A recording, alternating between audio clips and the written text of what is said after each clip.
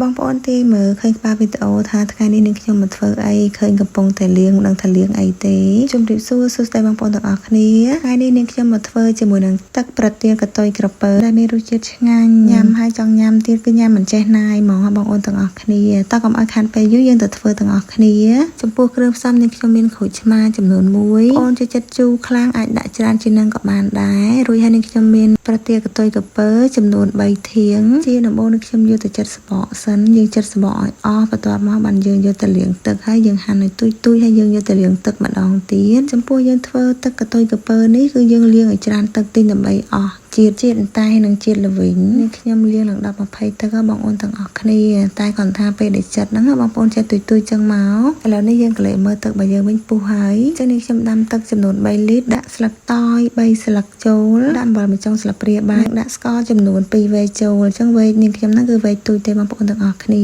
កូរស្ករឲ្យរលាយហើយយើងចាក់ជាមួយនឹងកតុយក្រពើចូលគ្របទុកតែមួយពុះទេបងប្អូនទាំងអស់គ្នាបើមកឃើញថាកតុយក្រពើរបស់យើងពុះហើយចឹងចំពោះស្ករបងប្អូនចូលចិត្តផ្អែមខ្លាំងដាក់ច្រើនមកតែនេះខ្ញុំដាក់2វែកហ្នឹងផ្អែមឡំទេឥឡូវនេះឃើញថាទឹកប្រទាលកតុយក្រពើរបស់យើងឆ្អិនហើយនេះខ្ញុំបានដាក់ក្រូចឆ្មាចូលបងប្អូនទាំងអស់គ្នាអាចសាកធ្វើញ៉ាំបានទឹកប្រទាលកតុយក្រពើនេះគឺថារសជាតិឆ្ងាញ់រសជាតិអត់ចាញ់ទៅទិញនៅក្រៅទេបងប្អូនទាំងអស់គ្នាហើយយើងធ្វើលឿនទេតែមួយផ្លែទេគឺយើងបានញ៉ាំហើយមុននឹងយើងញ៉ាំគឺយើងដាក់ក្លាសេក្នុងទូទឹកកកសិនណាថាត្រជាក់រសជាតិកាន់តែឆ្ងាញ់ហើយអ្វីដែលសំខាន់គឺល្អចំពោះសុខភាពទៀតបងប្អូនទាំងអស់គ្នា